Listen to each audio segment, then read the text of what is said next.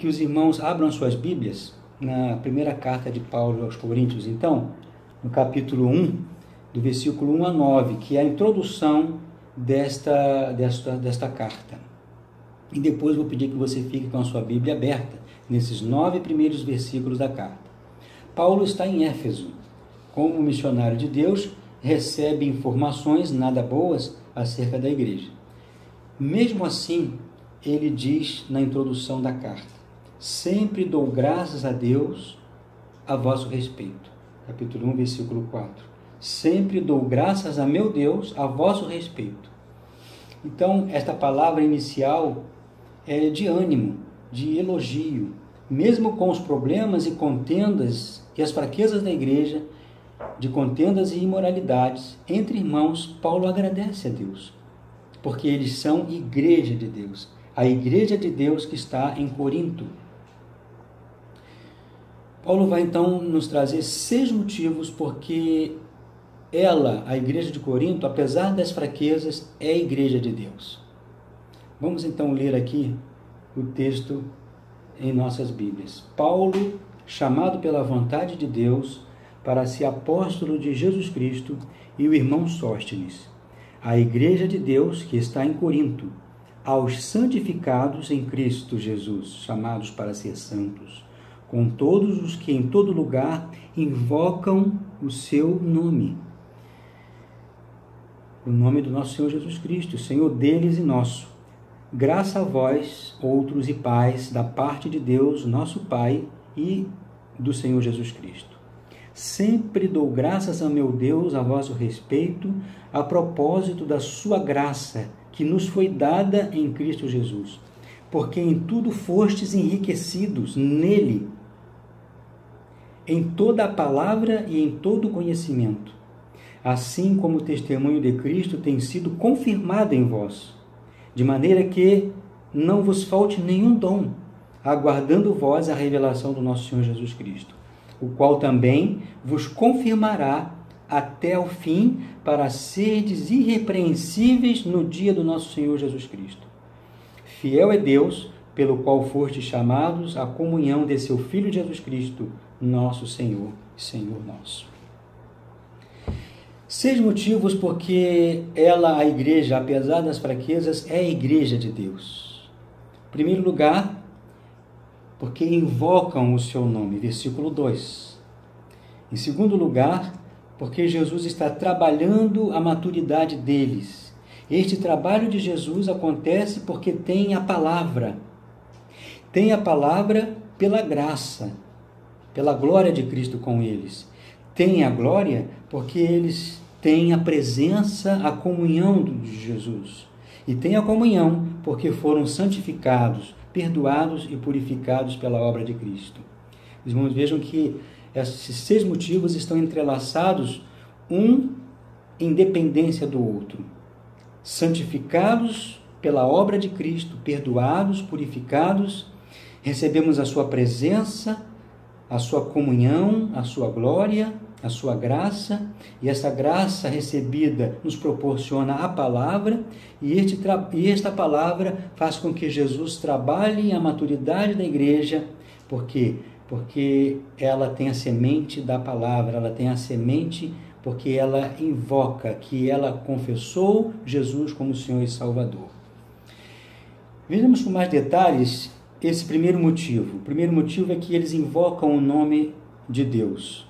Capítulo 1, versículo 2, nos diz assim: a igreja de Deus que está em Corinto, aos santificados em Cristo, chamados, nomeados para ser santos em todos os lugares que invocam o nome do nosso Senhor Jesus Cristo. A palavra invocam aparece 2 vezes lá em Romanos 10, de 12 a 13, carta aos Romanos que Paulo vai escrever logo depois. Interessante, inclusive, a gente ler lá em Romanos, no capítulo 10, a forma como Paulo coloca a certeza da conversão, da salvação dos irmãos. Romanos 10, vamos ler a partir do versículo 9. Ele nos diz assim: se com a tua boca confessares o Senhor Jesus, como Senhor, e em teu coração creres que Deus o ressuscitou dos mortos, serás salvo. Porque com o coração se crê para a justiça, e com a boca se confessa a respeito da salvação. Porquanto a Escritura diz: todo aquele que crê não será confundido, pois não há distinção entre judeu e grego, uma vez que o mesmo Senhor de todos, rico para com todos os que o invocam. E lá no versículo 12, porque todo aquele que invocar o nome do Senhor será salvo. Então, quando Paulo diz aqui no versículo 2, todos que invocam o nome do Senhor, ele quer dar o primeiro motivo porque a igreja é a igreja de Deus, porque ela é uma igreja que confessa o nome de Jesus. Em segundo lugar, o segundo motivo é que Jesus está confirmando os cristãos até o dia da sua revelação. Porque eles confessam, porque eles invocam e são salvos, estão sendo trabalhados para serem irrepreensíveis no dia final. São crianças na fé. Como diz lá no capítulo 3, versículo 1, o apóstolo Paulo vai dizer depois: eu, porém, irmãos, não vos pude falar como a espirituais, e sim como a carnais, como crianças em Cristo. São crianças na fé. São carnais, mas são salvos. E de alguma forma eles estão sendo amadurecidos no final, até o final. Aqui no versículo 6, no versículo 8, a palavra nos diz que, no capítulo 1, versículo 6, assim como o testemunho de Cristo tem sido confirmado em vós. E no versículo 8, Jesus Cristo, o qual também vos confirmará até ao fim, para serdes irrepreensíveis no dia do nosso Senhor Jesus Cristo. Então eles são salvos e estão sendo amadurecidos. Por isso eles são igreja de Deus. O terceiro motivo, porque são igrejas de Deus, e é motivo de graças do apóstolo Paulo, é que em Cristo eles foram enriquecidos com a palavra e com o conhecimento. Verso 5. Porque em tudo fostes enriquecidos nele, em toda a palavra e em todo o conhecimento. Irmãos, o apóstolo Paulo aqui usa dois termos quase que sinônimos. Palavra, enriquecidos com a palavra e com conhecimento. Ele usa duas palavras. Enriquecidos com a palavra, logos, e com conhecimento gnosco. Por que Paulo usa essas duas palavras quase que sinônimas? Porque quando ele diz logos, quando ele diz palavra, ele está chamando a atenção dos judeus. E quando ele diz gnosco, conhecimento, ele está chamando a atenção dos gregos, os dois grupos conflitantes dentro da igreja, os judeus convertidos e os gregos convertidos, gentios convertidos. E quando ele diz palavra, ele evoca a palavra que o judeu conhece das escrituras hebraicas. A palavra logos é adabar, aquela palavra que o judeu sabe que é a palavra da criação, que criou os céus e a terra. É aquela palavra profética que salva, que transforma, que cura. Então ele está dizendo que vocês, judeus cristãos, foram enriquecidos com adabar, com a palavra que transforma, com a palavra que tem o poder da criação. E quando ele fala palavra e conhecimento, ele usa conhecimento para os gregos, porque os gentios, os gregos, estavam querendo a filosofia, a sabedoria, o conhecimento mais elevado. Então ele está chamando a atenção desses dois grupos. Então esse é o terceiro motivo, que eles, tanto judeus como gregos, foram enriquecidos com a palavra e com o conhecimento. E essa riqueza da palavra é pela graça. A graça que aparece aqui 3 vezes, o versículo 3, o versículo 4 e o versículo 7. O versículo 7, interessante, que ele diz, de maneira que não vos falta dom algum. Essa palavra dom aqui, traduzida por dom, tem a raiz da palavra graça, caris, carisma, porque não vos falta carisma algum, dom algum. Esse dom, essa graça, é o resultado da comunhão com Cristo, que aparece no versículo 9.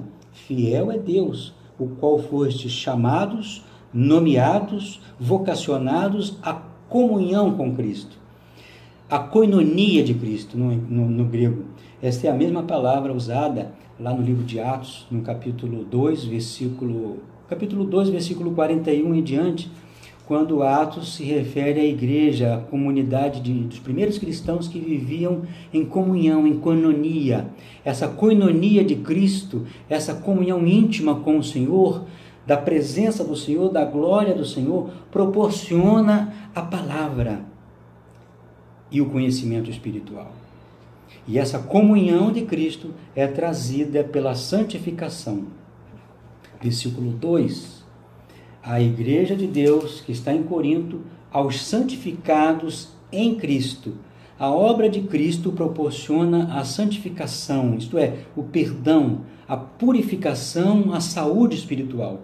Aos santificados em Cristo. A obra de Cristo é completa, de maneira que não vos falta dom algum, nem os dons das obras, nem o dom perfeito que é a presença gloriosa do Senhor Jesus, que nos purifica, que nos perdoa, que nos proporciona a palavra. É muito bom lembrar aquele hino que o conjunto Logos cantava, e ouvíamos muito nas décadas de 80, 90, um dos seus hinos diz, que mais quero, se Jesus morreu para me salvar? Que mais quero, se no céu com Deus eu vou morar? Que mais quero? A graça de Jesus nos basta. Lá no capítulo 12, versículo 13 de segunda carta de Paulo aos Coríntios, ele vai nos dizer, na segunda carta, que ele manda depois à igreja de Corinto, lá no capítulo 12, versículo 13, quando ele diz assim, capítulo 12, verso 13, porque, segundo aos Coríntios 12, verso 9, então ele me disse, a minha graça te basta, porque o poder se aperfeiçoa na fraqueza. Que Deus abençoe a sua palavra. Paulo usou a palavra de Deus para formar uma consciência de quem somos como igreja de Deus. Igreja não é só aglomeração religiosa, festiva ou qualquer associação. Igreja somos nós, santuário do Espírito Santo, perdoados, purificados, povo de Deus, enriquecido com a palavra, com a presença gloriosa de Cristo, ungida e enriquecida com a palavra para ser bênção no mundo. Vamos usar, irmãos, todos os meios por tecnologia ou encontros presenciais, seja nos templos, nas casas ou em outro local, mas com uma consciência clara, firme e suficiente de quem somos para transmitir às gerações futuras. Vamos orar. Senhor Jesus, ajuda-nos a ser igreja gloriosa, cheia da Tua presença, de modo a irradiar a luz de Cristo por onde quer que passemos. Dá-nos iniciativas tecnológicas, mas que tenha o conteúdo da palavra, em nome de Jesus. Amém. Grande abraço a todos, irmãos. Tenham uma ótima semana como Igreja de Cristo.